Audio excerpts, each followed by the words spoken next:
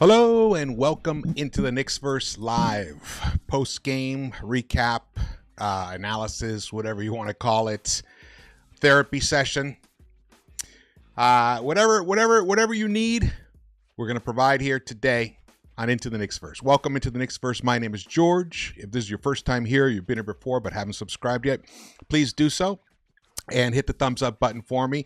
And definitely drop your comments. Want to hear everyone's thoughts and feelings about the current situation of the New York Knicks, that they find themselves down 0-2 in a best-of-7 series in the Eastern Conference Finals. We're going to discuss what is the reality of the situation, and we're going to discuss how the Knicks possibly can correct this situation. Now, if you're also watching this later on replay or on your own or whatever, definitely drop your comments. I try to read them all. Really appreciate it. All right, let's get to it. Here we go. New York Knicks lose game 2. They're now down 0-2 in the series. They lost 114-109. So now this series, these two games have been decided by an average of 4 points. 4 points. Incredibly close. And both of them came down to pretty much the last possession. Last night, there were a lot of things that didn't go the Knicks' way. And there were specific reasons for that. I'm going to talk about THIBS, him being potentially outcoaching himself, really. But Carlisle as well, exploiting THIBS' tendencies and weaknesses in terms of his he's just slow at making adjustments, and sometimes he takes the bait when he shouldn't. I will also get into discussing the starters themselves, and I'm going to talk about Karl-Anthony Towns. What to do with him. Because let me tell you something. THIBS has a hard job. He has two very weak defenders in his starting lineup, and they both happen to be his two best offensive players. Now, obviously, knowing THIBS, if they weren't such great offensive players, they wouldn't even be playing probably, or maybe coming off the bench, because we know how he is. We know that he values defense over offense primarily. So it is interesting that Leon Rose acquired two players that don't really fit the THIBS mold. Was that to push THIBS out of his comfort zone? To make him embrace offense more?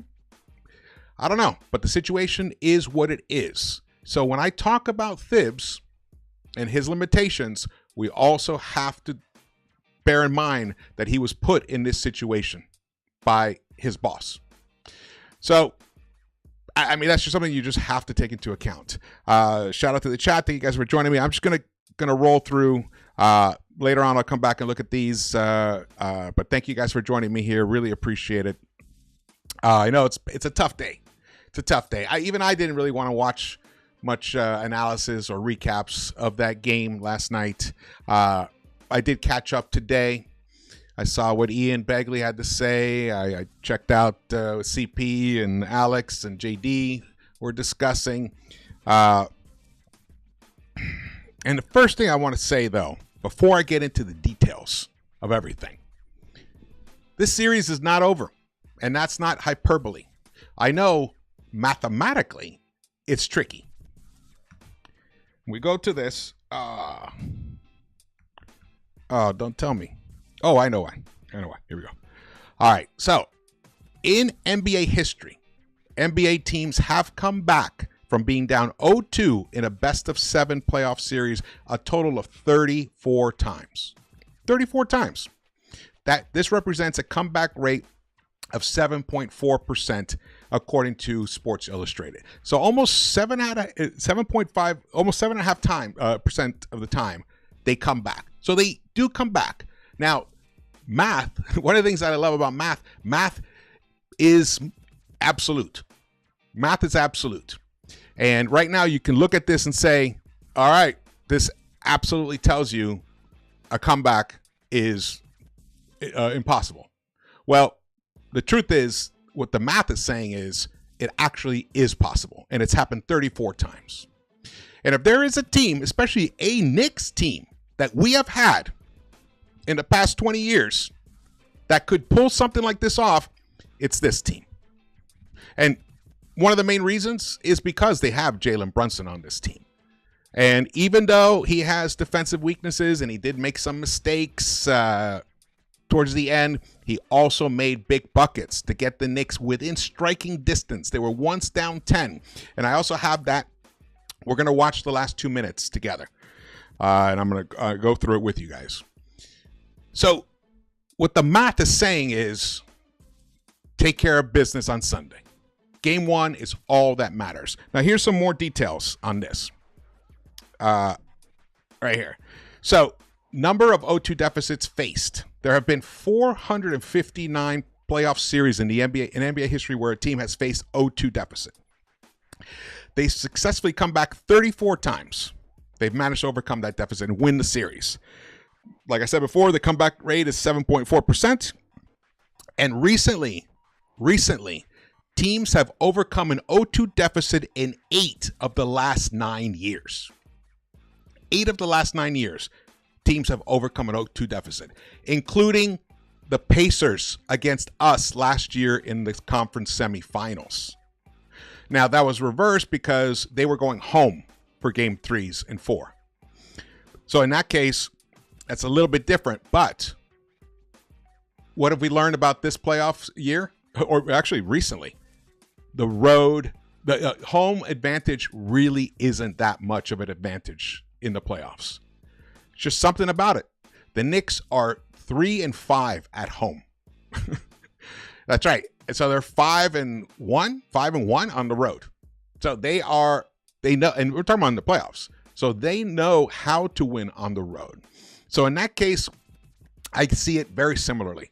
I like the idea that this team still has a chance, and a lot of it will depend on the adjustments that are made today.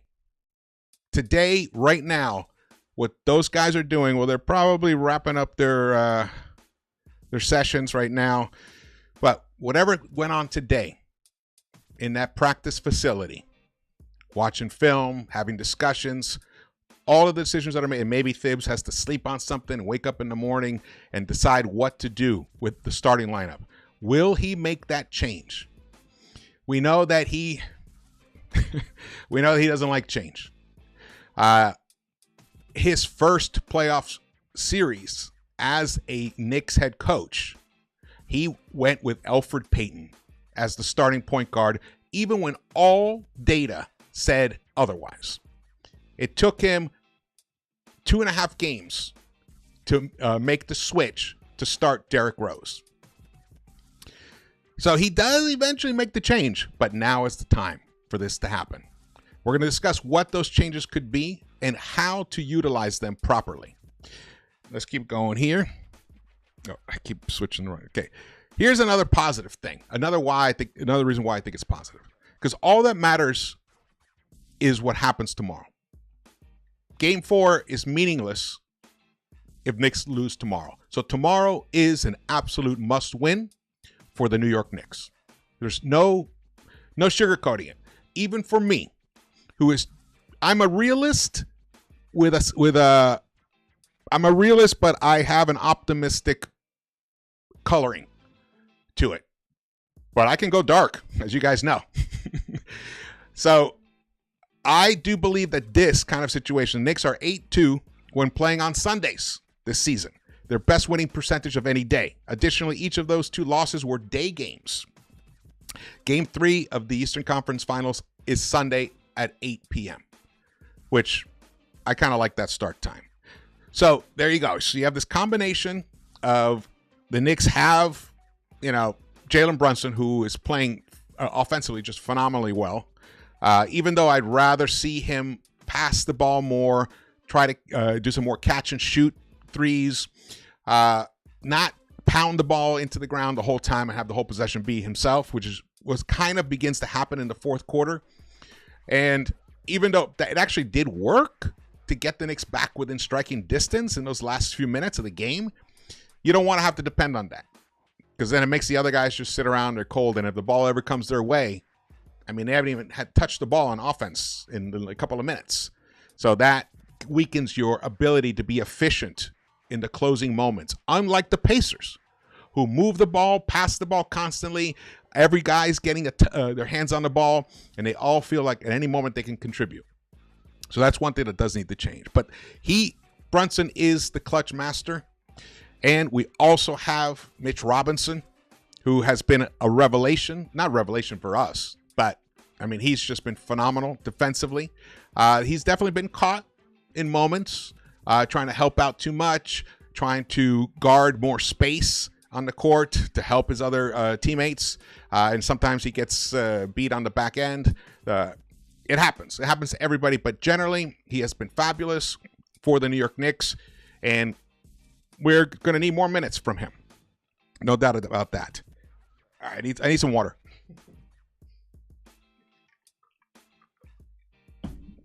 Okay, sorry about that.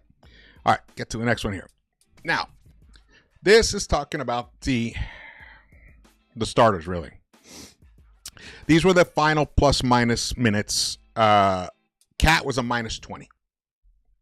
Hart, in a game that was lost by 5 points, which really was just a 3-point game, and the ball was in our hands with 14 seconds left. So he was a minus 20, and Josh Hart was a minus 10. Knicks lost by 5. THIBS chooses the lineups. Now, I think this is Papa Left. Yes, he changed his account or whatever. But this is an interesting take. I like it a lot. Season's technically not over, but we're talking about a 7% survival rate at best. Well, we saw it 7.5. And in the last 8 out of the last 9 years, teams have actually pulled this comeback off. At 81-81, you have a failed lineup. You call timeout down 6, and you come out with the same lineup. Tonight, it was THIBS without the urgency as well. Egos must die the second we board the plane to Indiana. Indiana. The starting lineup needs to change. Mitch and Deuce help us play Knicks basketball. We need to lean into that.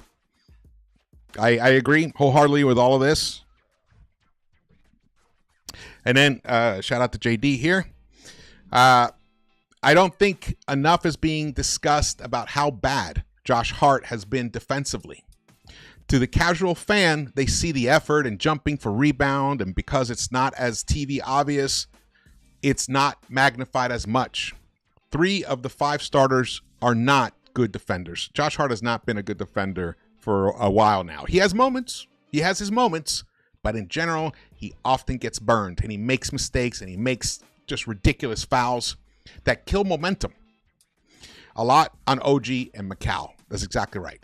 So it used to be, THIBS is working with a situation where he has his 2 best offensive players are also his 2 weakest defenders on the whole team. But he actually now, Josh Hart, can also be added into that area of concern as far as defense. And he doesn't give you much offense. I mean, last night was just terrible. Hart lit 0 offense from Josh Hart last night, except for that amazing, he cut into the lane and Brunson bounced past it to him, and he had an easy bucket there in crunch time in the final, 30 seconds or something, 40 seconds of the game. But other than that, didn't make a single jump shot, nothing. So if he's not making jump shots, scoring points on the offensive end, and he's giving up points on the defensive end and having stupid fouls, where is his value? And if he's not even getting to the 50-50 loose balls, where is his value? These are the tough things that coaches have to address. It's not about egos. It's not about, and remember, we know the dynamic. Josh Hart, Jalen Brunson, the roommates, the besties, all that stuff. This is THIBS worried, that he might alienate Josh Hart by benching him. Look, if you're worried about alienating one guy, what about alienating millions of New York Knicks fans? What is more important to you? Is it ultimately winning? And if a guy is not on board with that, you're going to placate to a guy who's not on board with that? No. And also, I don't think Josh Hart's ego is like that. I think he'd be chill with whatever resulted in victories. Tommy Beer, in the 43 minutes New York's starting lineup have logged together in the Eastern Conference Finals, they have posted an almost unimaginably awful defensive rating of 155.1. Their net rating of minus 42.9 over 2 games seems impossibly putrid. Wow. But let me show you this.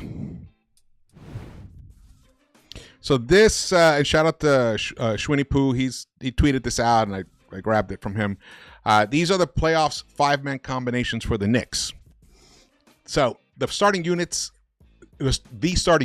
has played 308 minutes. I mean, just overwhelming amount of minutes compared to the rest of the lineups. And they're a minus 10.5. Is according to Basketball Reference.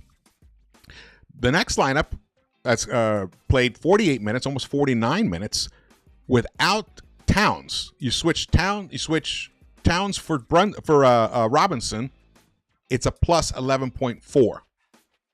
That is almost a 22-point swing, right there. 22-point swing, just by switching Towns for Robinson, and that's with Mitch, who can barely score. He has no shot, no jump shot, nothing.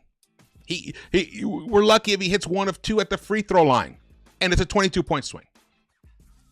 That's how utterly, putrid is the word that starting unit is at the moment.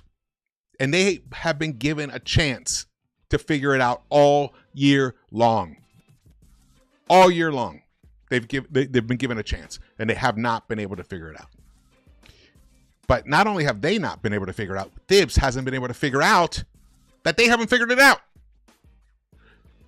You don't need to play them that many minutes together. I'm not saying it's not a lineup that can work against certain opponents in certain situations. But we're seeing it. It's right in front of our eyes. This potential championship run is hanging in the balance right now because you have failed, THIBS, to adjust. Why isn't it 208 minutes? Those other 100 minutes could have been spread out through other lineups, other combinations. We could be fucking winning. We could be up 2-0.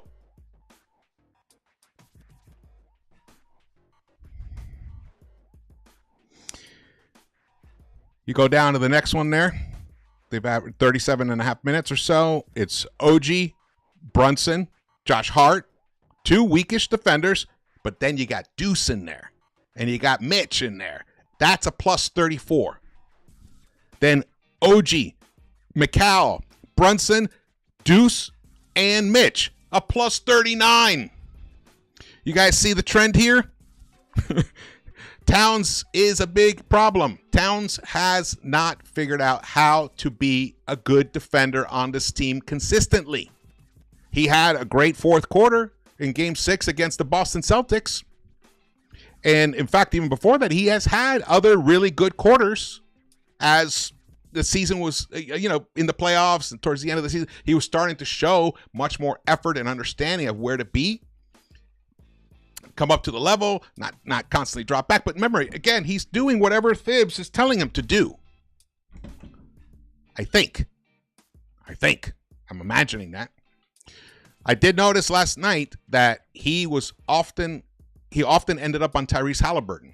And that is the one thing he actually did well in that first half. Tyrese had only had 2 points by the end of the half. And he was primarily guarded by Karl Anthony Towns. Primarily guarded by him in that first half.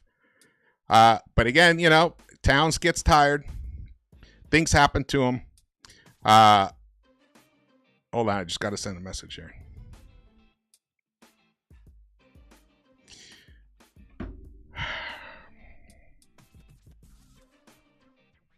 Very frustrating with this coach. All right.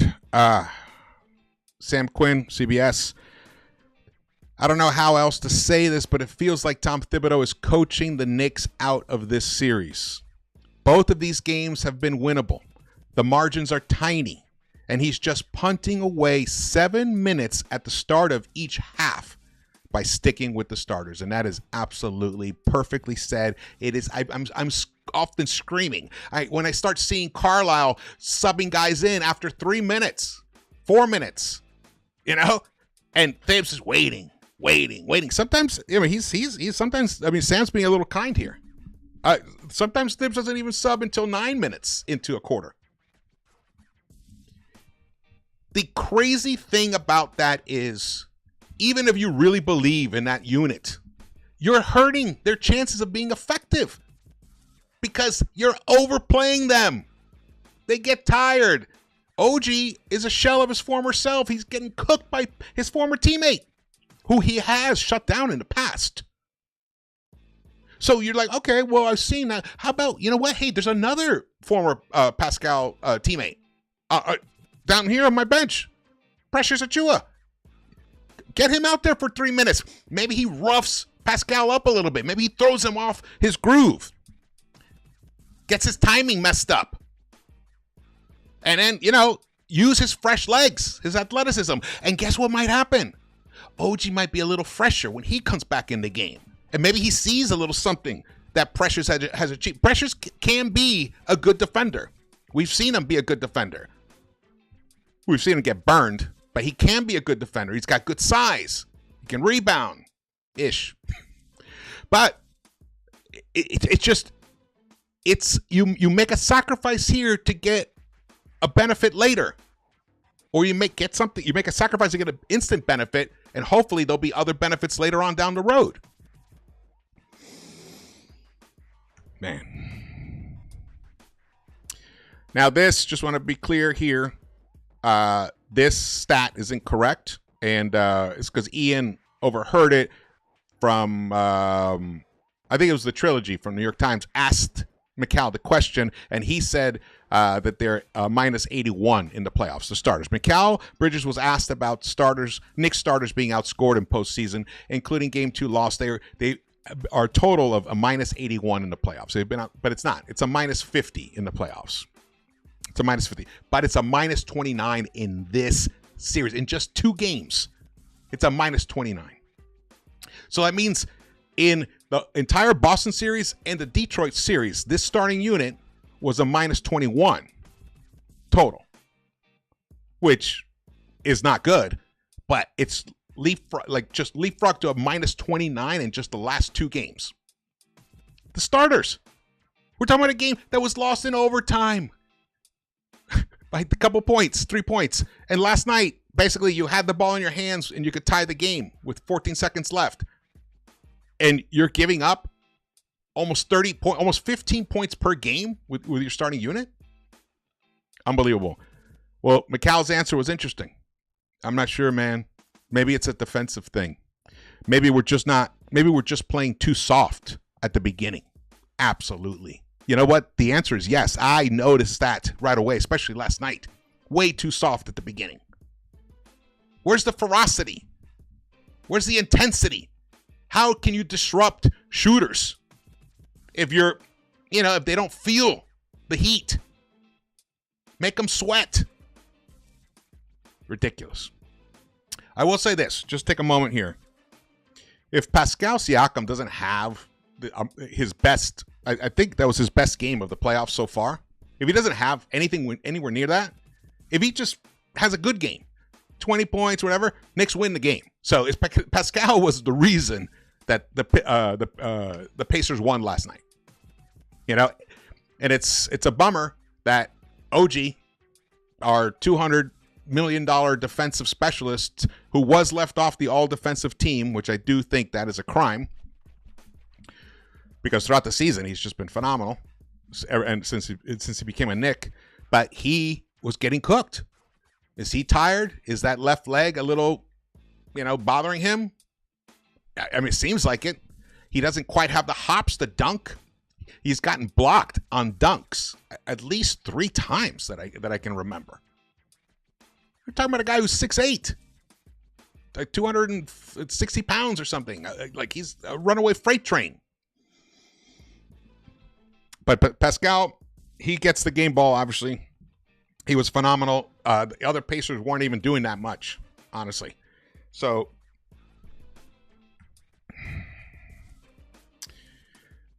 all right, let's take a break here for a second.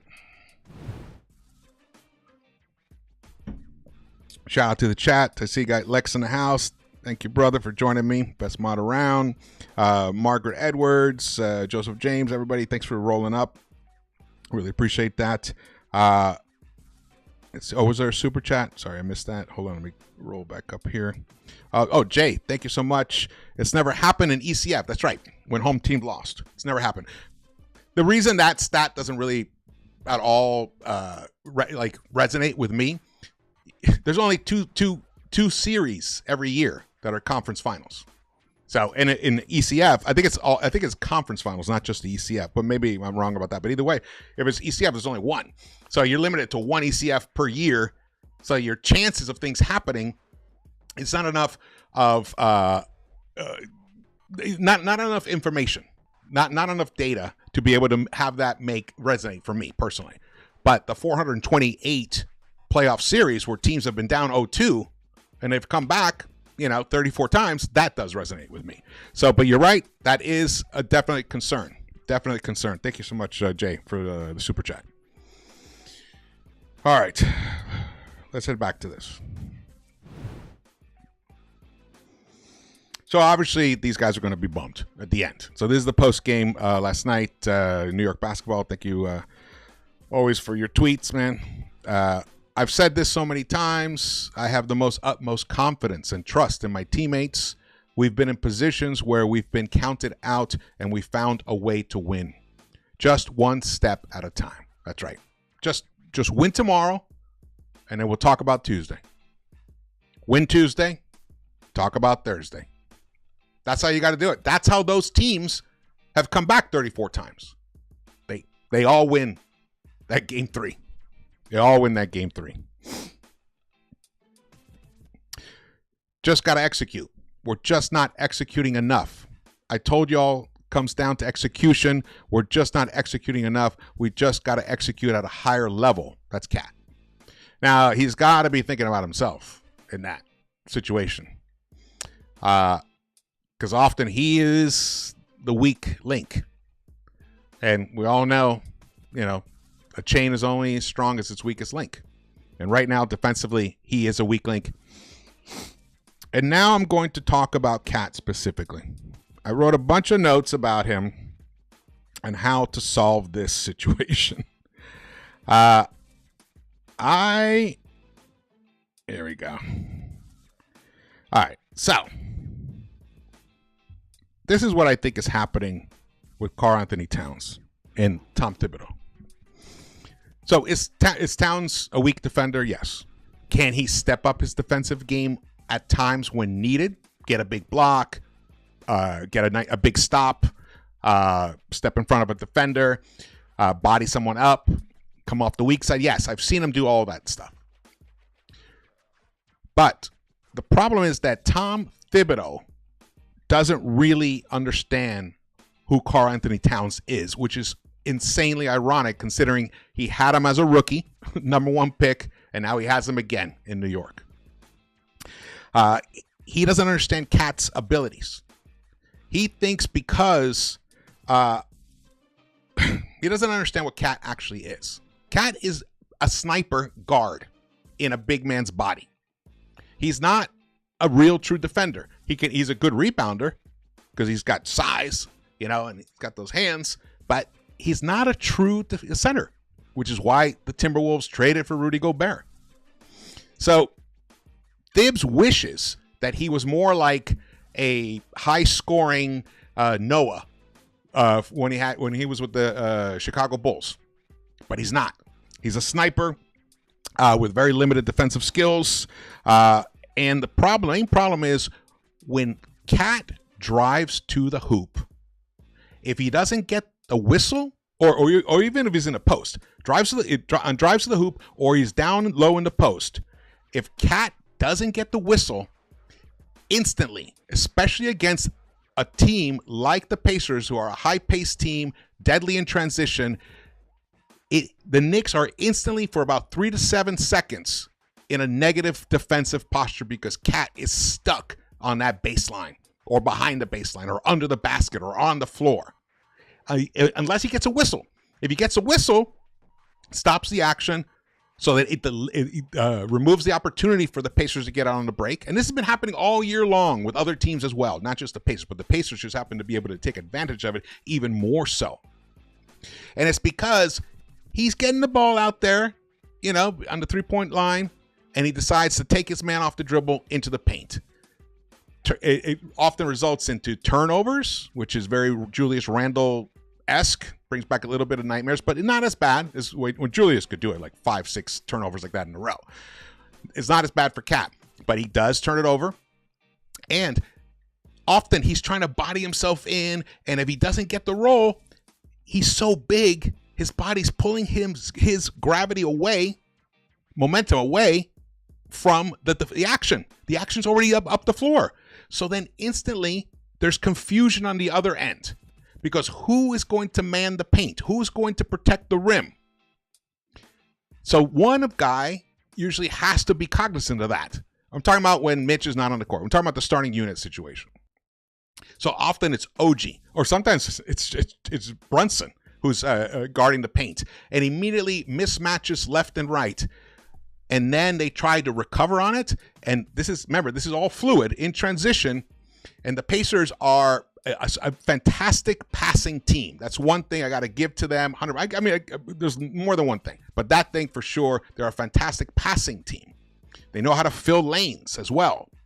And they know how to feed each other. And they know how to pass that ball around the rim, around the perimeter. So when Cat is stuck in the backcourt and the action's already on the other end, it leaves the perimeter vulnerable. It creates a hole in the perimeter at some point. And then, but the beauty of of what the Pacers do is they get the ball, they swing it, they try to get it to that open guy, but then a Knick will switch over to him, and he just keeps the ball passing until finally a Knick defender can't close out with enough time on a shooter, and they get a nice open three or a comfortable three. Then the net result from that is, even if they miss, they get most of those 50-50 loose balls off of the long rebounds from missed three-point opportunities.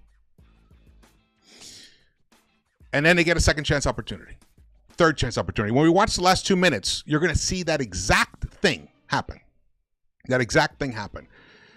And look, fatigue is an issue. There's no doubt about that. Fatigue also makes you make bad decisions. The way to counter that is basically just leave Cat out beyond the arc, the three-point line. He could come in for like some 17-footers, 18-footers, set some picks for him so he can get free a little bit and just have him snipe from a three-point line. Or just keep him out on the perimeter on the offensive end. And if any shot goes up in the air, Cat should not go to get the offensive rebound. He should not. He needs to immediately head to the backcourt, the defensive end, plant himself right at the top of the three-point line, or between the three-point line and the top of the key. Just plant himself there.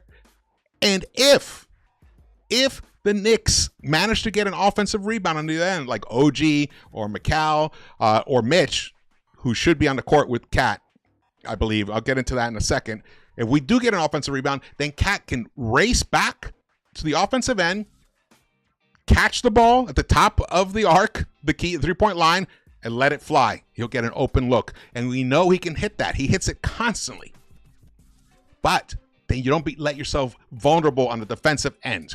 He needs to be the first guy to head to the backcourt when a shot goes up on the Knicks end. That's how you can remove those issues of having an imbalanced defensive position because once Cat goes in, he's gone. He swallows it all up. And he's the size. He's the size that we have on the court. He's the only guy over 6'9" on the court in that starting unit. We're kind of a smallish starting unit. So I think that would help tremendously. And before I get to the next part, shout out to Joshua Cruz. Thank you so much for the super chat. He says, George, if we lose game 3, do you think it's over? Or do you believe we do something that's never been done, wake up from 0-3 and win 4 straight? I said this earlier. I will say, and I said it in my previous pregame video or whatever I did. I'm not counting this Knicks team out. No way, shape, or form, no matter what happens in game 3. I'm not. But it basically would be the kiss of death. So to me, absolutely, you have to win game 3. Have to win game 3. If they come to pull off an 0-3 comeback, it would be a miracle. We're talking about on the level of when the Boston Red Sox came back and beat the Yankees. It's just something that has never happened before. That doesn't mean it can't happen, but can't think about that.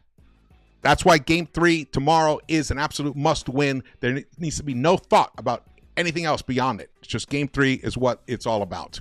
So I'm not saying it's, it's completely over, but it's pretty much, pretty much. Yeah, pretty much. Sandman, thank you so much, bro. I really appreciate that support. I appreciate all, the support everybody gives is tremendous, man. I like your optimism, Uncle George. However, I believe Knicks are done, as Rick Carlisle is exposing every deficiency of Tom Thibodeau as a head coach. We also traded Obi for a bag of balls because of THIBS. I know. You guys, anyone who's been here for a couple of years knows how much I loved Obi and how much I understood that at some point they had to make a move, but they gave him away for nothing. That was ridiculous. Totally ridiculous. So back to the Karl-Anthony Towns solution, as I see it. Here we go. And the other thing is, Karl just lumbers back on the court. He just doesn't, when he comes back from the defensive end, because he exerts so much energy to drive to the hoop and try to make those buckets, or even down low in the post, with his turnarounds. When he makes them, even when he makes those amazing turnaround jumpers, baseline jumpers, he still lags a little bit getting to the other side. So if he's doing that, someone else has to be going back, and it's going to have to be OG. The problem with OG is he's not a true rim protector, and he's getting burnt out. So let me just get back to this. Look, here's the reality. Mitch, or Hawk Porty always have to be on the court if Karl-Anthony Towns is on the court. That is the only way that these New York Knicks can maximize all the great, unique, amazing abilities that Karl-Anthony Towns has, which is he's a tremendous offensive weapon and can survive his defensive liabilities. Mitch Robinson always has to start. He has to start. And I think it's going to have to be over Josh Hart. So look what happens there. Josh Hart is 6'5". Mitch, 7 feet. So you immediately gain so much more height all around. And we know Mitch is a very active defender. So it's not like he's not one of those lumbering defenders who, can't recover. And even when guards sometimes blow past him, but often they get met with, boom, the big mitt. The big Mitch mitt to swat those things away. So the actual solution for the Knicks to come back in this series and to win this series is to start Mitch Robinson over Josh Hart. The double benefit of that is Josh, who obviously that knee, that runner's knee, tendonitis, whatever it is, has limited his explosiveness. He can't get to the rim as he used to. And it's compromising him definitely offensively and defensively. He is sliding all over the court. He's constant. I saw him fall 3 or 4 times in game 1, in that fourth quarter. It's just slipping. So, but the beauty of having him come off the bench, his energy, his enthusiasm. That's what you need to come off the bench. So you have the size from Mitch and his defensive awesomeness. You trade Hart's, small stature for a giant center who is the best offensive rebounder in the NBA. And that's why Karl-Anthony Towns can then ignore the offensive glass if Mitch is on the court. I don't want to see Cat and Mitch battling for an offensive rebound under the basket anymore. That's killing your defense. And that unit has been okay-ish. They had a bad stretch. They had a couple of weak stretches at times, but mostly it's been an effective unit. But they haven't played together that much, so they also have to figure it out. And then that unit, when we see the double bigs, who's on the court? It's Payne. Cam Payne, who had a disastrous second half. Disastrous second half yesterday. He only played a few minutes. In the first half, he wasn't even that good in the first half as well. So you have Payne. I think it's McCall and Deuce with Towns and Mitch. Payne is not cutting it, which means why can't we go with DeLon Wright? What's wrong with DeLon? Why can't we go with Landry Shamet? Give you some real good outside shooting, which will definitely help, with when Towns and Mitch are on the court. I mean, there's so many options. Carlisle is out coaching the hell out of THIBS.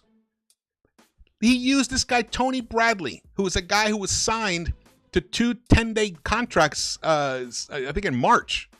He didn't even play all year until March. And he uses him in key moments over Miles Turner. That is a great coach. He utilizes the weapons or the tools that he has in his toolbox. He finds mismatches. And look, if it doesn't work, you change it. Like, I think in THIBS' mind, he thinks, if I do this, I can never go back. No. You have flexibility to do whatever. I mean, there's no reason Shamet hasn't seen any minutes. There's no reason that DeLon Wright is only, he's seen 1 minute in this series or whatever? If even. Maybe I'm thinking of the Boston series. Precious could get time. Like I mentioned earlier. There's so much that can be done. But the fix of the starters is starting Mitchell Robinson and then keeping Cat out on the perimeter unless he has those moments where he has a great mismatch and he's got enough floor space to work with and he drives to the basket. In those moments, then whoever the third big that's out there, which is either OG or McCall, needs to be the one that heads back instantly. Often, when a shot goes up, you see all 5 Knicks in the camera view seeing what's going to happen with the ball. No, dude, not with these high-flying Pacers. Especially, they have Obi. Remember Obi? He used to leak out all the time. Leaking is their whole thing. So, this is something not that complex that can be easily done to fix this. The issues are not so much offensively with this team. This team is scoring like crazy against the Pacers. They averaged like over 120 during the regular season against the Pacers. And they light them up for 135 in game 1. Last night at 109, but they held the Pacers to 114. Last night was more of a defensive battle. But it's not like offense is really that big of an issue for this Knicks team, especially with Jalen Brunson on the floor. He covers up a lot of the mistakes, a lot of the weaknesses that this team has offensively. And then I got a shout out to Mikal Bridges. I thought he played a very good game offensively last night. Definitely played a very good game offensively. All right. I need some water.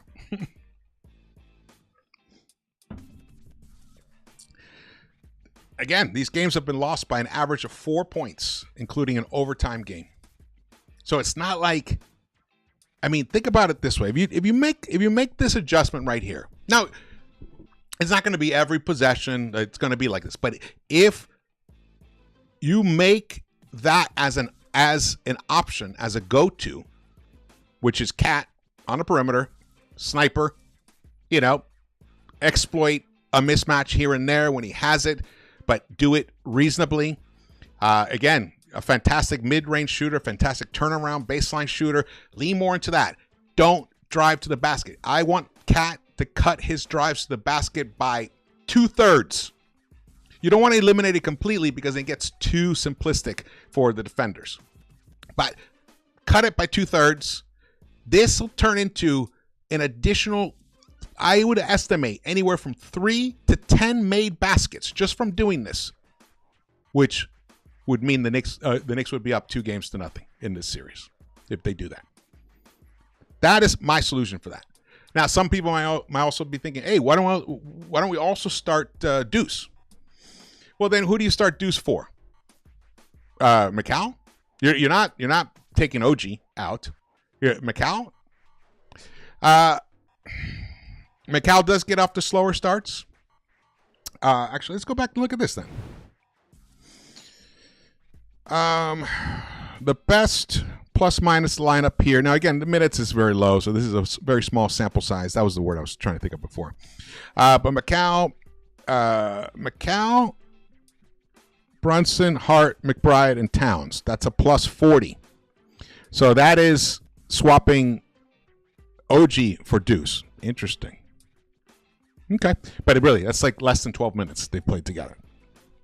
But it just shows any of these things. The only minus 5-man combinations on this list are the bottom one, OG, Mikal, Josh Hart, Deuce, and Mitch.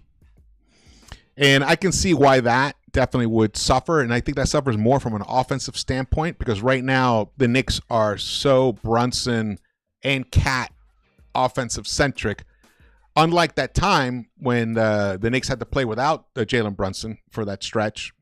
But that's that lineup does suffer from playmaking and shot creation. That's the major reason that's such a minus 22.5. The next minus lineup is OG, Brunson, Hart. Again, Hart is in these. McBride and Towns. That's a minus 6.9 in 15 minutes.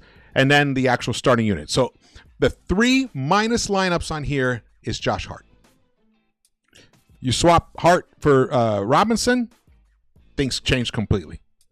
Look at and for Towns, obviously, at this point. So Mikal is, see what, minus, yeah. OG minus. OG has been, it's a tough call. I would not start Deuce. I would still keep him to come off the bench with Deuce takes over the campaign type role and Hart takes over the Deuce type role. And then you're going to need Hawkporty to play some minutes. I'm serious about this.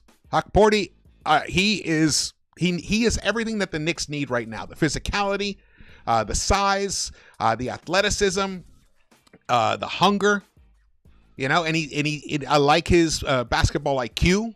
He seems to be, learning a lot. He's like a sponge. He learns a lot. Even if he was just playing 8 minutes in a game, it buys you the time so that you never have Towns on the court without another 7-footer whose primary responsibility will be offensive rebounding and rim protection on the other end. It allows Cat to be free and roam the perimeter. And, Cat can cut. Cat can cut to the basket, catch a pass, and maybe he passes it back out, because the beauty of having Cat moving all around the court on the offensive end is he demands gravity. He demands it. Basically, you see the defenders get pulled towards him, and it opens up space for the others. For Brunson to have even more space. OG could benefit from that. Mikal Bridges could benefit from that. This is very fixable. It's a matter of whether THIBS will do it. It's a matter of whether the players will execute it. And by players, I'm talking about Towns.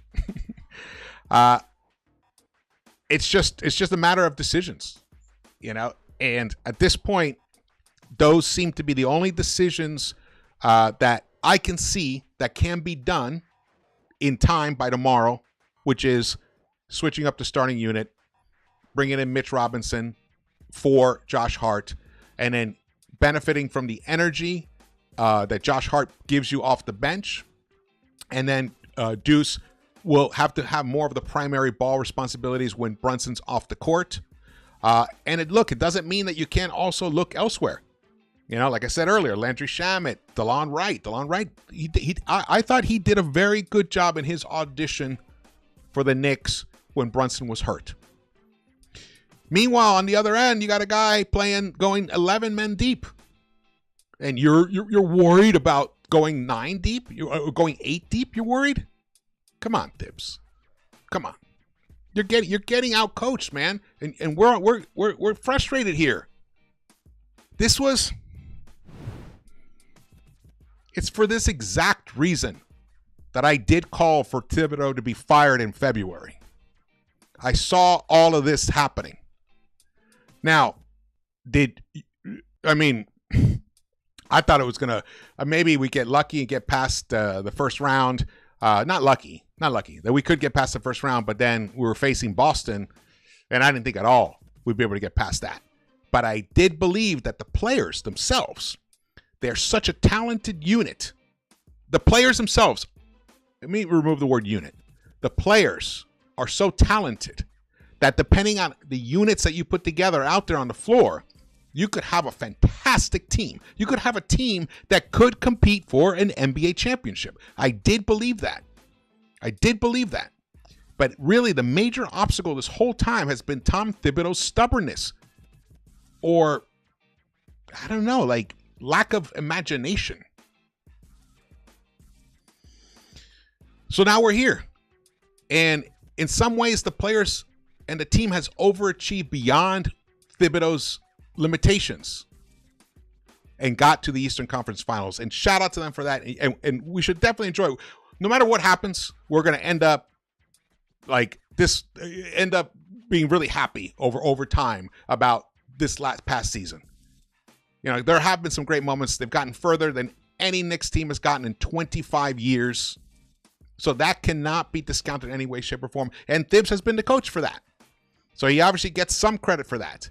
But my belief is he is underutilizing the tools in his toolbox. Meanwhile, the other guy in the other work shed, Rick Carlisle, is like creating new combinations out there. I mean, look what he did with Ben Shepherd. He's throwing defenders constantly, cycling them around on Brunson to try and wear him down. Didn't totally work. You know, Brunson still lit them up, but it makes him work harder on the offensive end, and it takes something out of him on the defensive end. Now, I'm just talking about strategic, like lineups and everything like that. Of course, there's individual things that players have done that have cost the Knicks, put them in this hole of 0-2. But those things are not as dire as the configuration that THIBS has created with overloading the minutes onto the starters in terms of proportion. Not just that they play so many minutes. That's not so much the issue anymore. It's that when they play so many minutes, they lose them. Look at this. These are the lineups in the Eastern Conference Finals. The Knicks lineup, starting unit, just 2 games, has played the most, 43 minutes, no surprise, but also scored the most, 92 points. But in those 43 minutes, they've been outscored by 29 points. The second lineup below is their starting lineup.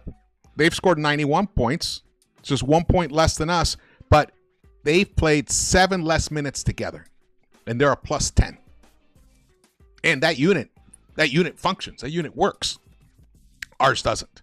So, and they don't even play it as many minutes as he could. And by they, I mean Rick. You can look down at, you can see the lineup here with Josh Hart, Bridges, Brunson, Mitch, and McBride. They've played only 9 minutes, but they've gotten 22 points in 9 minutes. They're plus 6.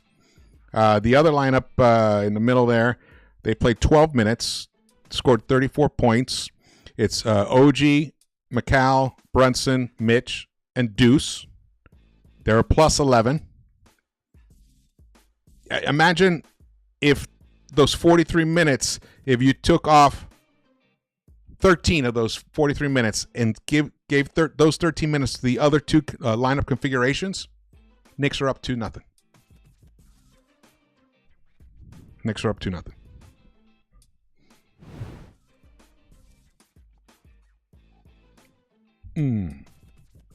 Let's turn up some of the music a little bit here for a minute. All right, shout out to the chat. Thank you guys for joining me here. Margaret, I'm not talking like it's over. I don't think it's over. I don't think it's over. I'm sorry if you didn't catch me in the beginning. It's definitely not over. It's just that part I was talking about. You know, I try to be realistic and hopeful. There's a lot of things that point to positive things happening, especially in Game 3. I mean, like I mentioned here before, right here, for one, Knicks are a great Sunday team, and those things do matter. Over the 50-plus years that I've been watching sports, the days certain teams play definitely matters. I don't know. It's weird in baseball and basketball especially, mostly. So this definitely matters. Knicks are a good Sunday team, and especially a Sunday evening team. And then you look at the chances right here. You know, out of 459 series, 34 teams have come back from an 0-2, but it all begins with a Game 3 win. A Game 3 win. Let me go here and look at this. I mean, just look at these things. The 43 minutes they've logged, the defensive rating of 155.1. Terrible. That screams, don't play this lineup so many minutes. But it doesn't say don't play it at all. It's just don't play it this many minutes. Keep going here. Oh, here we got the stats. All right, we'll look at the stats now. Shout out to the chat. Thanks. We got over 200 in the chat. It's awesome. Thank you guys for joining me here. Not sure how much longer I'll be able to go, but we will get through these stats. Here we go. Bridges, like I said, I thought he had a good game. I wish he had taken more threes. He only took 3. He was 1 of 3. I felt like his shot looked good.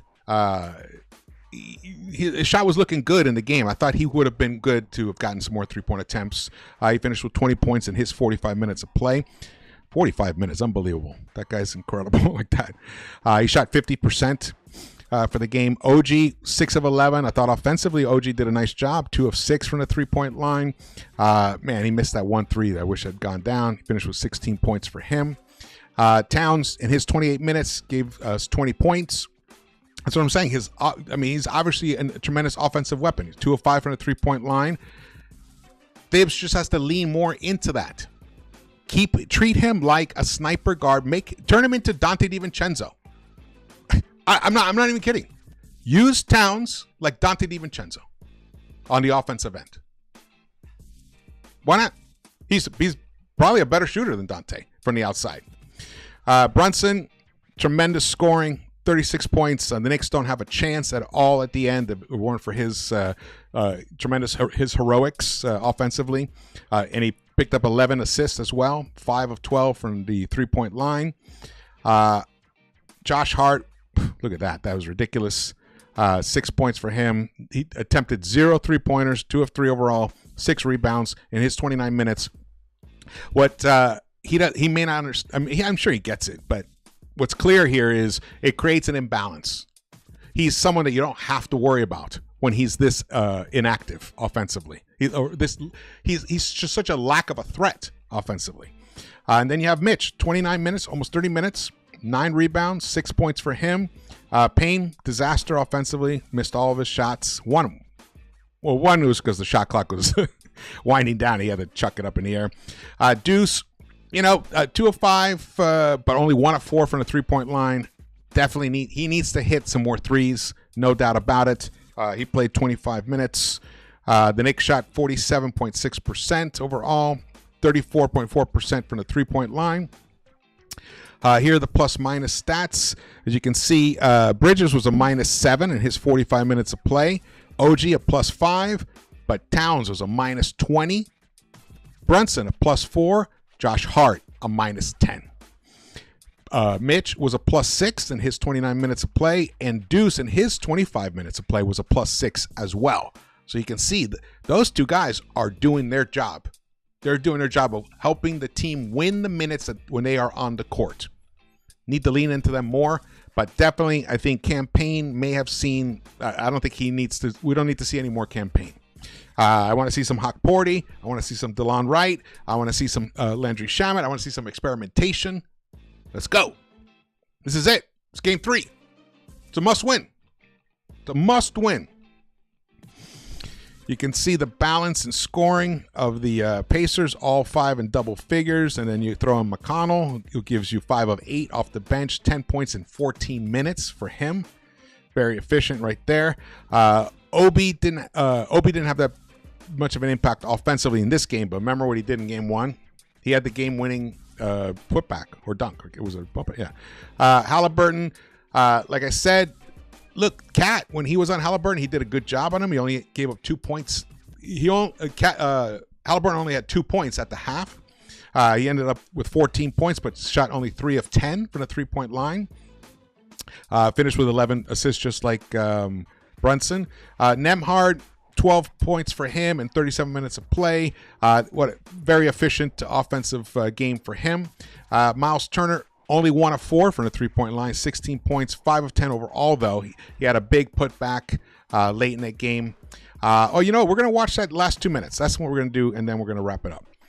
Thanks for hanging in with me. Nesmith, an efficient 12 points, but nothing near, what the heater that he was on in game 1. Unbelievable.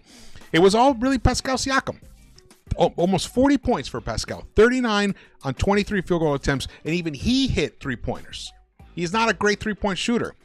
3 of 5 right there, 5 rebounds and 3 assists for him. They shot 43.3% from the 3-point line and 51.8% overall, which means the Knicks benefited at the free throw line. Yeah, they missed their free throws too. 15 of 21, but they hit them late down the stretch. That was a big plus for them. The Knicks actually attempted more 3-point shots than the Pacers. I think that might be the first time Knicks have done that since the first round. But the points conceded off turnovers, once again, is the major difference. Major difference. Just those turnovers kill, and it basically allows the Pacers to get out on the break and just kick your ass. We were a -5 in points conceded off turnovers, which is an improvement over game 1. The Knicks were a -24 in game 1. 24? Yeah. 23 or something. All right. Let's keep going here. All right. So now let's look at those last 2 minutes. Here we go. Turn the music down. All right. And so here we go. The score is 108-100. Now remember, it was tied at the beginning of the fourth quarter. This game was tied at the beginning of the fourth quarter. So for the next 9 minutes of play, the Knicks allowed the Pacers to build an 8-point lead. And there we go. There we go. They come down. Brunson gets into the paint. Kicks it over to Mitch. He attempts a corner 3. No, and somehow OG doesn't get that rebound. Oy. And then immediately turns into a fast break opportunity because no one's back So this is an example. And Towns is not even on the court. Towns is not on the court. They're such a quick strike team. Now here we bring it up. Hart, who's not an offensive concern for the Pacers at all. They can just ignore him in the corner completely. And even Brunson, first of all, why didn't he pass it to him when it was easier? He didn't. And then it turns into, we got lucky. Pascal bails the Knicks out right there, fouling OG. OG goes to the line. There's great pass by Halliburton. Look at that. Totally crushed us there. So OG hits both these, which great. That's one thing Knicks took care of. That's one thing they improved over game one. So now it's still an 8-point game with 2:25 left. Here we go. So McCall's on Halliburton. Brunson's on Nesmith. Turner's in the corner. Remember, okay, now. Okay, so in between, during those free throws, Mitch was subbed out. I think that was a mistake, personally, and you will see. And later on, I don't know if you remember, even Stan Van Gundy, I think it was a minute 6 left or something, and he called it interesting coming out of the timeout in a defensive possession, that you would leave Mitch on the bench. He pointed that out. So now Turner's in the corner. You get the ball to Siakam, who's been scorching, killing everybody, but nice. McCall's got him nice right there, set up. But Brunson and Cat, what are they doing? Why are they looking that way? What's happening here? Turner's, look at he's ready to come in. Comes right in. Boom, boom. He swats the ball out. So Cat doesn't block Turner out. And it allows Turner to sneak his hand in and knock it out away from 2 Knicks. That should have been a defensive rebound for the Knicks. And guess if Mitch was on the floor, would that have happened? No. So there. That Thibodeau, right there. So now they get the ball. Second chance opportunity. Call him out. But the clock is ticking. Clock is ticking away. Okay. That's a terrible attempt, but we've seen this guy make it, but the shot clock was down to 2.4. He's going to miss it. Completely airballs it, and I think McCall actually may have blocked it. So Knicks survived that. Possession right there. But the clock was the enemy. They lost minutes there. They lost 24 seconds there. So now we're bringing it up. Towns doesn't set a good screen, but Brunson buries it. Beautiful. Now it's a 5-point game with 1:40 left. All right, Halliburton brings it up. McCall's got him again. Hart is on the floor. Why is Hart on the floor? Why isn't Mitch on the court here right now? Hart has been burnt defensively. All series long, the entire playoffs, he's been burnt. And he's just not the same guy. And offensively, he doesn't give you anything either. So here we go. Oh, so now Brunson picks his own Brunson picks his own player right here. Right here. He runs into McCall. Boom. Look at that. And is that Nesmith right there? I mean, Tyrese could have easily bounced past that to Nesmith right there, but I think he was just surprised at the situation. So he comes around, he finds a higher reward shot. Miles Turner, you're up 5, so you can take this kind of risk. Minute 25 left. Turner misses. Whew, lucky. And we finally get a defensive rebound off a miss. All right, bringing it up. Brunson right here gets shoved by Nesmith. It pisses him off. You'll see later. He finally gets in there, makes what a tough basket. Look how hard the baskets are he's making. So now it's a 3-point game with 1:06 left. And now you can see Brunson is like pissed. He wants to have an argument with the ref. I can't remember which ref it was. So during this timeout, right here, and here's where you can Stan Van Gundy says, interesting, defensive possession, you leave Mitch on the bench. So now we have Bridges, this is the starting unit. And once again, Cat is on Turner, and Turner's in the right corner. And this is, remember this, why it was so important to have Mitch on the floor here. Here we go. So this bucket's not going to go in. But look, 4 Knicks around.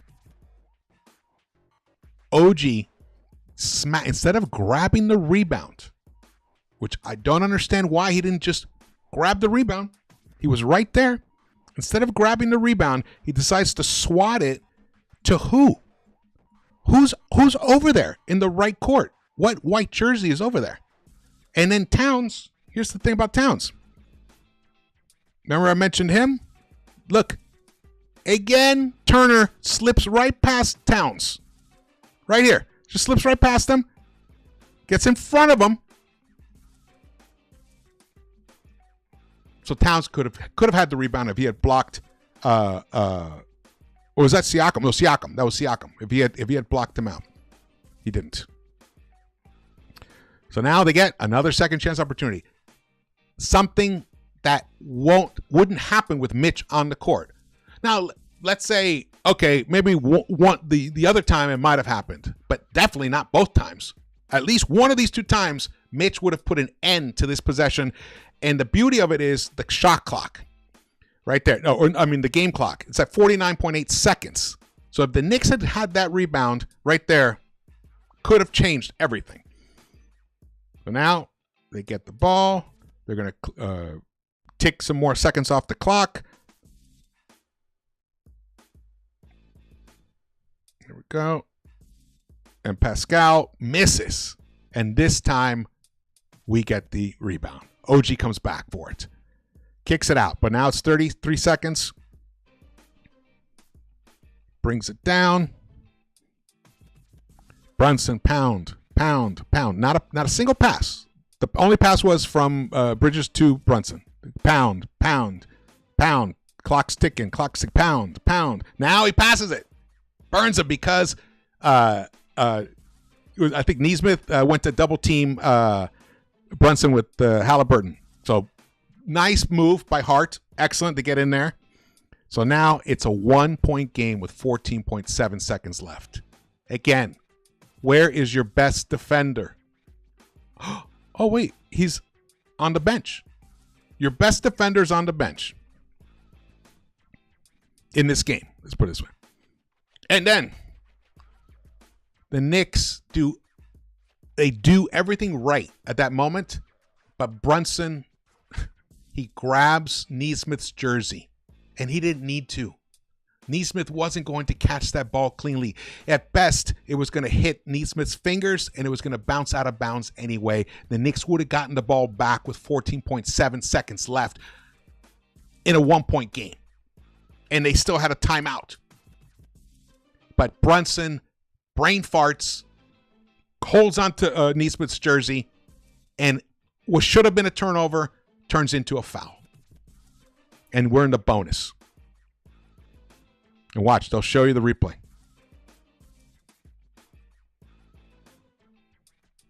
Here it is. Oh, they'll show you the replay and say, this is beautiful. I love that.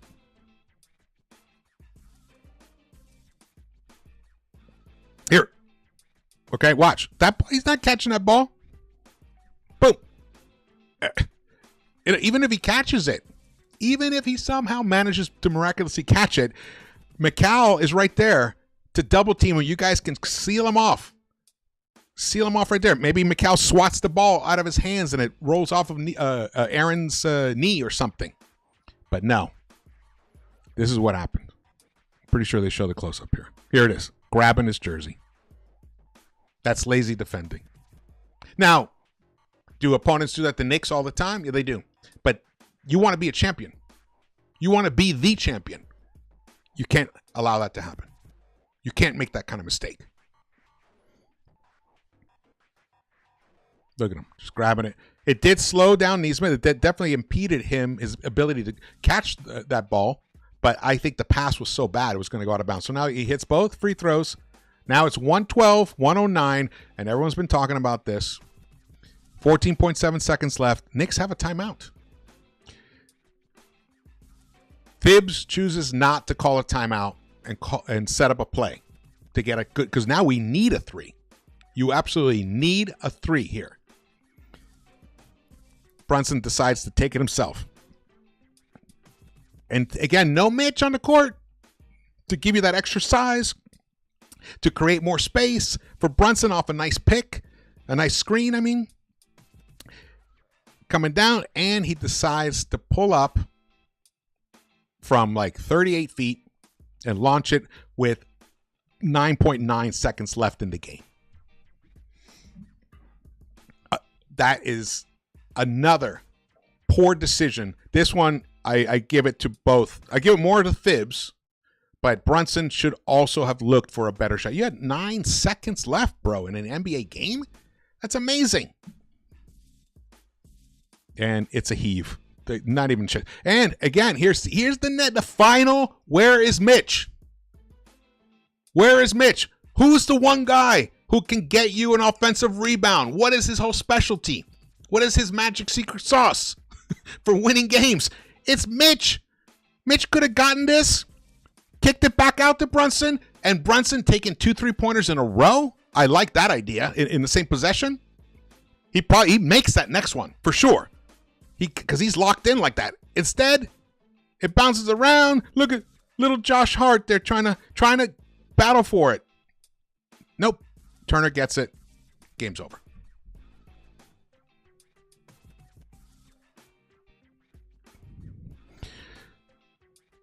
So, that's why I say Tom Thibodeau got outcoached. Tom Thibodeau lost this game for the Knicks. And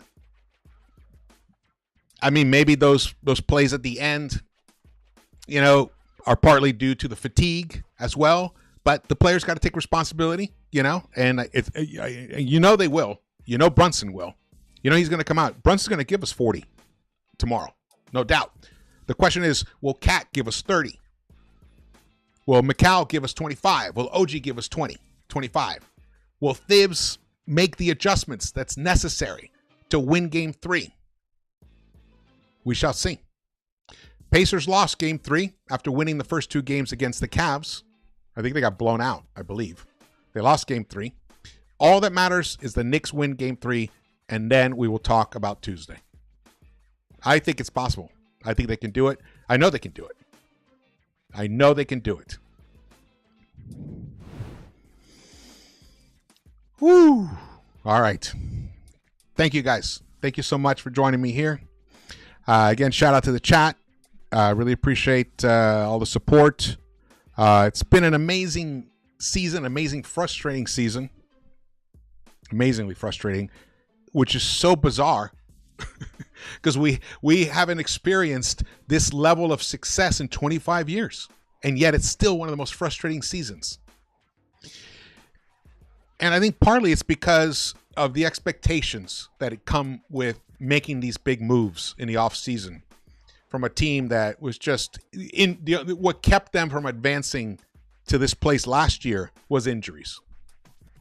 So you make the move for Mikal, and then you make a big trade for Towns, and it just raises the level of expectations. They come out and they're one of the most lethal offenses in the history of the NBA for like about a month and a half, 2 months about. But the defensive woes kept lingering. The collapses in fourth quarters kept occurring.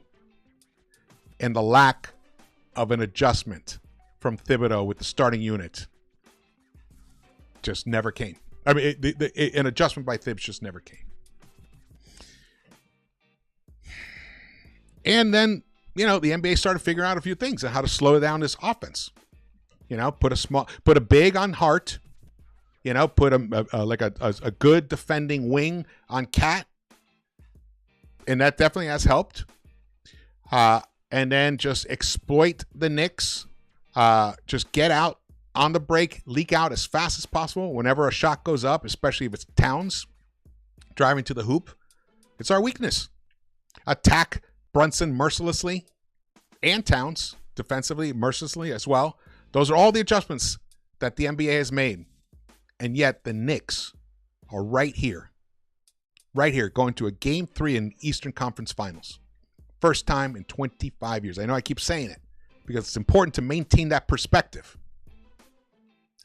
But I think, also the other thing is, it's not like the Knicks got blown out in games 1 and 2. They had game 1.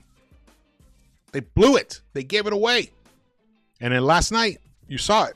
Showed it. The mistakes, the construction of the unit that's on the floor in crunch time was a decision that THIBS made and you saw the way it played out, how having had Mitch on the court could have resulted in 2 offensive rebounds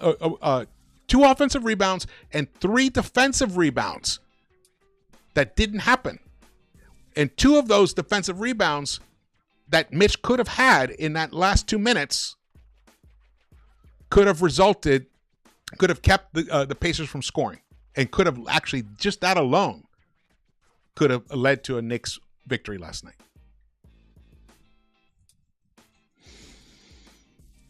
Okay. I do think the Knicks will win tomorrow. I do.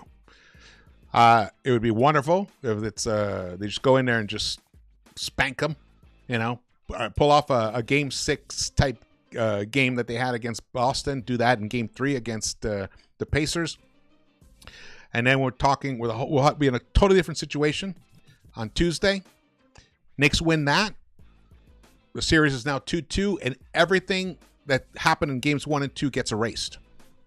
And when they start anew, and Knicks regain home court advantage, and I love the Knicks' chances with needing 2 more wins in 3 games, with 2 of those at home, even though the record at home hasn't been that great, 3-5, but they did win a big, huge closeout game 6 against the Boston Celtics at home. So they know they can do it. And the other thing is that they can do is they can also win on the road. They're one of the best road playoff teams so far. So has Pacers been. Pacers are not that great at home. And actually, most of their guys, other than I think Halliburton, have a actually, let me look this up. Let's look this up here. I was about to wrap up, and then I realized I want to see what's going on here. Let's go back to this. All right. Regular season. Pacers at home. All right. At home, Halliburton and Siakam. Very effective efficiency here. But 3-point wise, look at this. Turner, 38%. That's good. Nesmith, 42%. But Nembhard, 28.6% at home. McConnell, 31.8% from the 3-point line at home. Obi, 36.2% at home. Benedict Mathurin, I said that, 30.6%. Those aren't great numbers at home, efficiency wise. So they're vulnerable at home, and we're a great road team. So maybe it'll result, not maybe, it has everything set up to result in a Game 3 victory, and even possibly and a Game 4 victory. Game 4 victory. That's what I'm looking for. That is what I'm looking for. All right. Thank you guys so much for watching this. Shout out to the chat. Thank you, Lex Destroyer, for holding it down. Everybody who rolled up, really appreciate it. We got Sweetie in here, Anthony, Caleb. What's up? Drew's Reviews. What's up, brother? Who else we here? It's been a great chat. I'm gonna reread this later. Hey, G Money, Gideon, what's up, brother? Appreciate that. Margaret, thank you so much for rolling up. All right. Thank you for joining me here. Again, my name is George. Please subscribe if you haven't yet, and turn on a notification bell so you're alerted when I go live or drop a new video. And please hit the thumbs up button for me. Share the video. That would be great. Share this video specifically because this is it's not over. It is not over at all. Knicks have one game to worry about, to deal with, and that is tomorrow. And everything is set up perfectly in line for them to do it. It will require THIBS to make an adjustment. And even if he doesn't make the actual adjustment I'm asking for in terms of the starting unit. He needs to make the adjustment of how he uses Cat. How he uses him has to be changed against this Pacers team. Remember, not all your opponents are the same. Yes, like you say, the game tells you what to do. Well, this game tells you what to do right now, and that's telling you don't let Cat drive to the hoop. Have him cut his drives to the hoop by 2/3 and have him be the one who leaks back to protect the defensive end when any shot goes up, and let let the others deal with the offensive rebounding. That is a major key adjustment that can be done without having to change the starting unit. But in my opinion, even if you start this unit, within the first 4 minutes, if things are not going right, make the move. Pull Hart, bring in Mitch. Let's get a defensive presence instantly. Let's not let the Pacers get comfortable, get into any kind of a groove. Let's go. Let's win this game 3. I believe it can happen. I believe it will happen. Thank you so much for watching this. I will see you around the Knicks-Verse. Let's go. Let's get it.